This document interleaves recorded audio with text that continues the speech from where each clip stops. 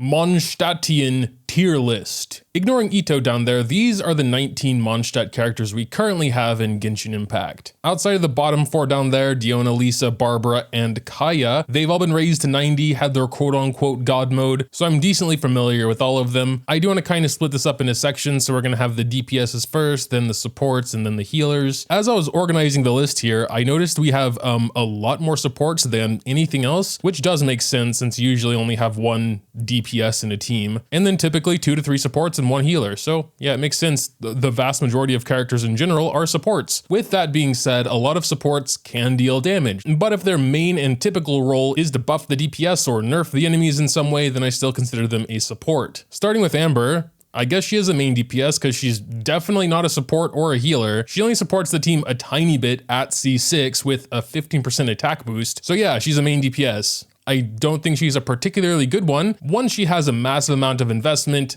good artifacts, and a team that fully supports her, she can do okay damage, especially with like a melted Baron Bunny. But with the same investment, pretty much every other DPS can be better than her. So I'm sorry, Amber/Amber mains, but she's got to go to D. Next up, we have Klee. Klee is all right. I could never get a really solid feel for her. I have gotten her to deal decent damage with her charge attacks here and there. I never particularly enjoyed her playstyle though. Even after practicing like animation cancel, she always just felt a little clunky to play. As far as main DPSs are concerned, I'd probably give her like a B tier. Next up, we have Diluc. Pretty much the same story. The only character I've publicly said I don't like that much. I did recently get him up to C4, so, you know, maybe time to try him again. Since then though, I have played with him a few more times and he's grown on me a little bit, so I'd probably put him in low A, high B tier. Next up, we have Eula. Her bursts can be absolutely massive, there's no doubt about that. And since practicing the rotation, she does feel less clunky even as a greatsword user. I mean, she is one of the quicker attackers of the greatsword lineup. I would say she is the best Mondstadt DPS. Though on the other hand, physical in general has kind of fallen off a little bit with all the Dendro stuff. Mika does help with that a little bit as he is kind of a physical support specifically, but I'd probably give her a high A, low S rank. And finally, in the DPS category, we have Razor. I actually really like Razor. He's probably my favorite Mondstadt DPS. Not quite as good or strong as Eula, but I just really like how simple he is. You know, burst and just start attacking. If you have like a little Chi-Chi thing swirling around you, you'll superconduct, and he attacks really fast in burst mode, and he's just kind of fun to play. It is a bonus that he's a 4-star and thus typically much easier to get than, you know, Eula. As far as rankings go, I'd probably put him like right below Eula. So let's say high A for Razor. Next, we have units that kind of fall somewhere in the middle. I call these burst/support DPSs, and we're starting with Mona here. I wouldn't strictly classify her as a main DPS. Maybe she can be a little bit at C6, but that's C6. And while I do have her C6, I'm not going to rank her with her C6 in mind. You know, she's a 5-star. That being said, at any constellation, her burst can do a lot of damage. It has a huge multiplier, but also for 5 seconds after her burst, she'll increase the damage taken by opponents by up to 60%. So she can really help your main DPS do a lot of damage. I personally don't like the underground sprint movement of Mona, but at least with her, unlike Ayaka, you're not going to be moving around the field too much with her in particular. You're maybe just gonna go out and do her E and burst and then swap to someone else. So I'd say for certain things like these one-shot DPSs, she is definitely S rank. But for my general overall rank, I'd rather give her like a high A. Then we have Noel, which is kind of again in this middle ground. She can be more of just a straight up support. She has a decently strong shield, but also if she's built really well, her burst can do good amounts of damage. Though Noel, unlike Mona, does lean a lot more towards main DPS, but still I wouldn't box her into that category specifically. But yeah, Noel's cool. I don't have too much to say about her, honestly. It was pretty recent that I did my god mode for her actually, and you know, saw some decently surprising numbers. Also, her shield is really strong. The only downside is that it has half uptime. So you can make your shield the strongest in the world, but you're still gonna not have it half the time. For Noel, I am a little bit torn between A and B, honestly. Like my main experience with Noel now is level 90, C6, very good artifacts, and in a team that fully supports her. So it's very like main DPS-ish Noel. And so for that, I would probably give her like a high B, honestly, taking all that into consideration. Rosaria, I'd say is more of a sub DPS than like a burst DPS or a support DPS, because outside of an up to 15% crit rate boost, she doesn't do much for the team besides apply cryo, which can be really important in some teams. At C6, she can decrease physical resistance as well. So, you know, for a physical main DPS team, like for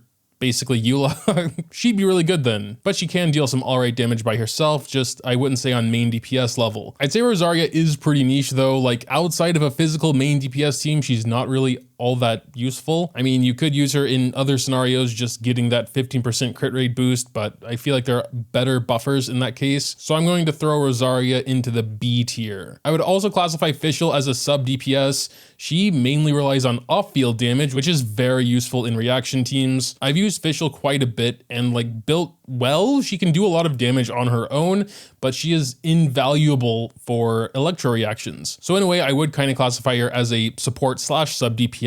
I actually really hate her burst when she transforms into Oz. It's just kind of annoying and you're going in a weird random place. I just don't like it. I try to avoid using it, but that can also deal a decent amount of damage and it like respawns Oz. So yeah, I think Fischl is going to be our first S here, a tiny bit hesitantly, so a low S. Also, in some previous tier lists I may have done, there was probably a double S category. There is no double S category this time. S is the highest. Lisa is a little bit of a hard one to place, honestly. I know she can do a lot of damage with her held E, and then she does have some off-field electro with her burst. She can also decrease opponents' defense, which is a very powerful thing. So she could technically classify as a main DPS. To be a really good main DPS, she needs to have C6, because then she already has those 3 stacks for a Violet arc, and she doesn't need to spend time applying them. I just remember that was kind of the takeaway. So, and I mean, my Lisa, a whale that's been playing since 1.0, 2.5 years ago now, I have a C5 Lisa. So yeah, apparently it's quite hard to get these starter characters to C6. So I don't really want to rank her on her max capability, especially in this case, because it's so hard to get her C6. It's so RNG reliant. She does still have the def reduction regardless of constellation, so that's still pretty good. Even so, my feeling on Lisa before C6 is like high B, low A. Kaeya, I would say, is another reaction DPS and off-field DPS with his burst. He just has his icicles spinning around him. You can swap to other characters and apply them with cryo if you want to do something else. So he's very useful. I would say he's closer to a support than a main DPS though. I personally haven't noticed a ton of damage with him, though he isn't God mode yet since he's still not C6. In fact, he is only C4. I just think his best use case is the off-field cryo for freezing or superconduct or melts maybe. And for that, I'd say he's pretty good. Again, I'm gonna throw him somewhere in the middle at like high A, low B. Next up, another pretty hard one to place, honestly. Venti's kind of like an off-field sub support DPS. He's really good for some stuff. I like using him in Abyss because a lot of the time there's, you know, multiple enemies that can actually be sucked up by his burst, though he's much less useful against bosses or just big enemies that aren't really affected by his vortex. I still think he's good. I still like Venti.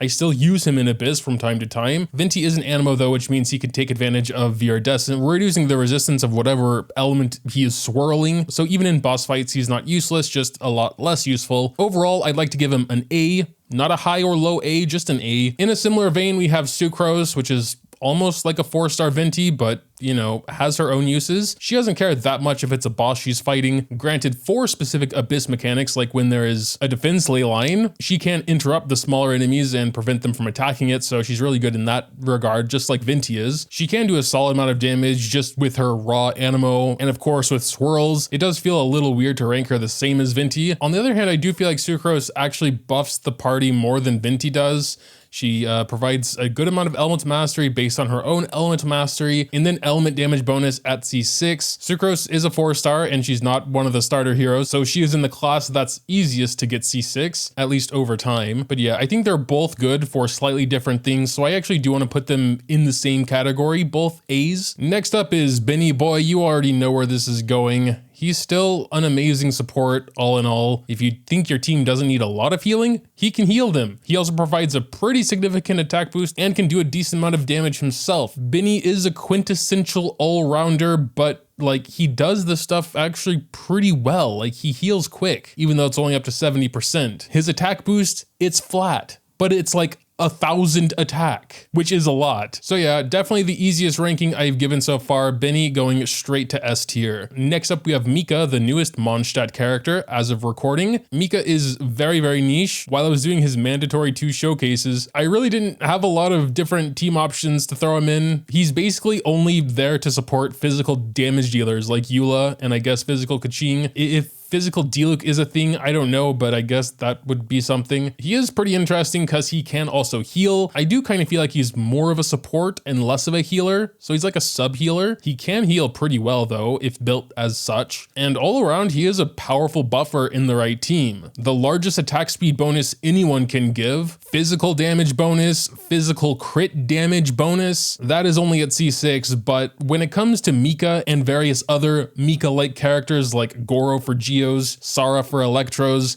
I'm really only going to look at them for C6 because until C6, they're generally not really worth it. If that should dock points from them, I'm not sure. It is a little unfortunate that those niche type characters don't have their potential unlocked at all until C6. But it's just what it is. So even though Mika is really niche, I think he's very, very good in his niche, like Goro is for Ito teams. So I don't really want to give him an S because he's so niche, but I'd like to give him an A at least. Next up, we have Jean. Again, I've probably said this every time I talk about Jean, I just don't really use her very much. The few times I have though, I have found her actually quite fun.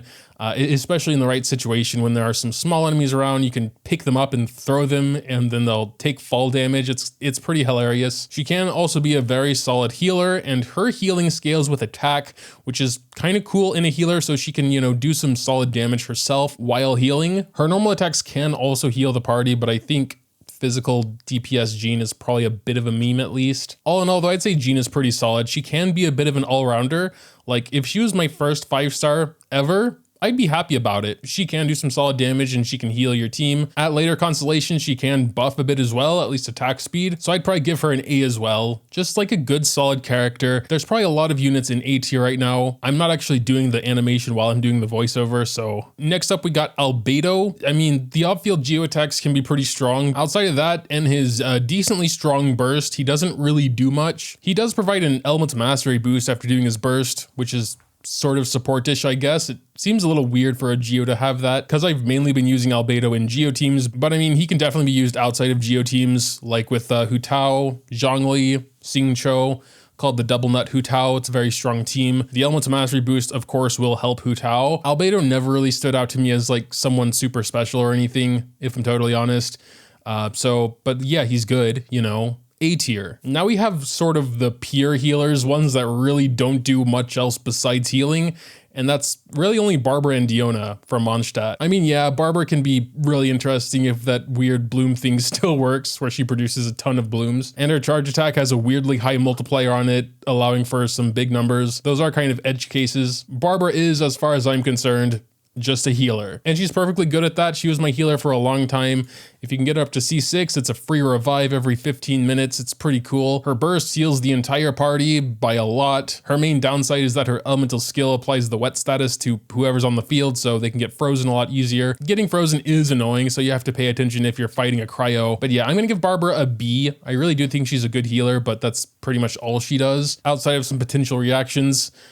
Also on yourself. Next up, we have Diona, pretty much in a similar vein. I would say she is almost a pure healer. She also can provide a shield. It's not super strong, but even that I would consider as like preemptive healing. So just not taking the damage required for healing. But also at C6, she can provide 200 Elemental Mastery within her burst radius, which is pretty huge, honestly, for a 4-star, even if it is C6. I'd say Diona can't heal quite as well as Barbara because she doesn't have any team-wide healing. Only the character is standing in her burst radius. But if you're careful, single target healing is enough. So I'd have to put her a little bit above Barbara, probably low A. And yeah, those were all the Mondstadt characters. Perhaps by the time I'm recording this and editing, I will have changed my mind on something. If so, here's my rearranged final tier list for the Mondstadt characters. Tell me what you think in the comments down below. I'm sure there will be zero debates or anything of that nature going on when it comes to a tier list and my opinions on where these characters are placed based on the letter. Leaving a like or subscribing if you enjoy is always greatly appreciated as well. Thanks, as always, for watching, and until next time.